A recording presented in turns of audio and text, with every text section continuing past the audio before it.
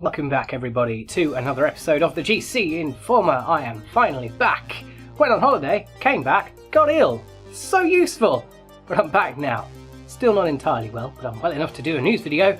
Let's fucking do it, boys! What am I saying?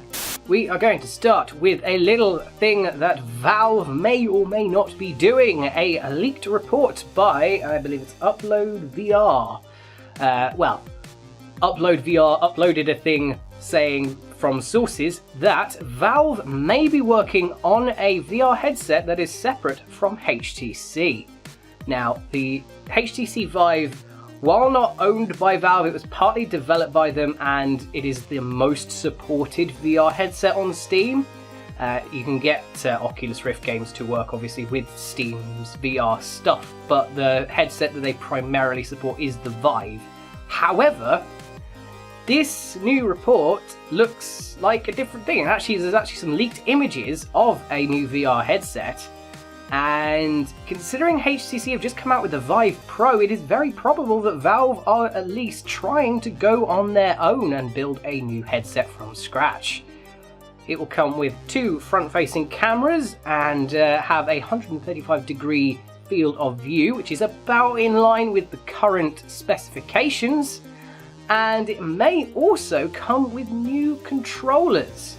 A lot of people like the Vive controllers. I think they're quite good. Some people, they don't like them. I'd be quite interested to see where they go with, because I know quite a lot of people prefer the Oculus's, I can't remember what they're actually called, but the Oculus's controllers, a lot of people actually prefer them. So maybe they'll go for a sort of somewhere between the two. We'll see. Regardless though, there is also rumours that this headset may come preloaded with a new Half-Life game, sort of. Not Half-Life 3, probably. Some speculation has been going around saying it might be a prequel, or it might just be Half-Life or Half-Life 2 adapted to work in VR, much the same as Fallout 4 was for the Fallout 4 VR experience. Regardless, though, that is very interesting news. And I'm actually I do kind of want them to be doing this, because I want more competitiveness in the VR scene, because at the end of the day, competitiveness is what drives innovation. For instance, like the Xbox and the PlayStation are constantly trying to outdo each other, whereas at the moment, the Oculus Rift and the HTC Vive, they're aiming for very different markets, so they're not really trying to compete with each other. The Oculus is very much aiming at a more mainstream market, whereas the Vive is aiming itself at the high-end, cutting-edge of VR market, when you look at things like the Vive Pro particularly. So we'll see if this actually drives something forward, and I really hope it does. Also, just a quick note as well, the Vive, HTC have officially launched the Vive's wireless adapter. You can now order it on their site. Well, I say that, I looked on there and it had sold out almost immediately. So, keep an eye and try and get that when you can. Microsoft now, and Microsoft have announced that they are acquiring even more studios. Something they just keep doing. They bought, what was it around E3 time? The ones who make We Happy Few. I can't remember their name. Regardless, they've bought more studios recently. Specifically, they've bought Obsidian Entertainment and In Exile. Obsidian are known for games such as, they were the developers of Fallout New Vegas, South Park Stick of Truth, Pillars of Eternity, and Star Wars Knights of the Old Republic 2.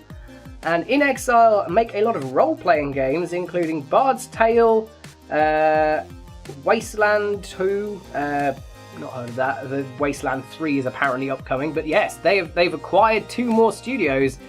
Two studios that are arguably, though, very good at RPG-style things. And to be honest, we know why, and Microsoft have admitted exactly why they are buying up so many studios at once, and it is because they want the next generation to have a complete whitewash when it comes to games on the system from the start. Because regardless of which platform you prefer, I don't really have a horse in that race. Like, I have a PS4, but I also have a Windows PC, so I kind of get both. Yeah, regardless of where your horse in that race is, you can't deny necessarily that out of the two platforms, the PlayStation does have the better exclusives from this generation. You have things like Spider-Man, you have things like God of War. You know, those get parroted all the time, but let's be honest, those are amazing games, the both of them, and they're exclusive to the PlayStation, whereas the Xbox doesn't have as much going for it necessarily. So to see Microsoft looking at this and go, right, we need to do something about that, and it might be too late for this generation, but they are admitting full well that they are preparing for the next generation, and they want to start it out strong with loads of amazing exclusive games from publishers or from developers that they have bought. Whether or not you think this is a good thing is entirely subjective. You might be a die-hard PlayStation fan and you might be annoyed that you won't get to play the next Obsidian game on your PlayStation, because you probably won't. But overall, a lot of these studios they're buying up are quite, well, small in the grand sense. They're less AAA and more, I really hate the phrase AA, but that.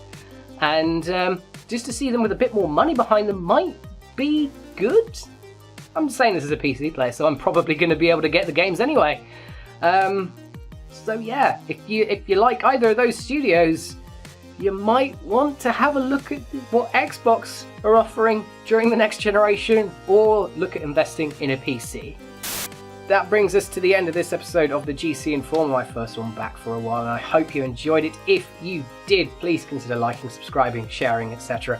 We've just crossed 300 subscribers. I am so grateful to all of you who subscribe and watch and enjoy our content. I will be recording a special episode of Creative Corner at some point when I have time. It's quite a big little thing that I've got planned, and I'm really looking forward to showing it to you all.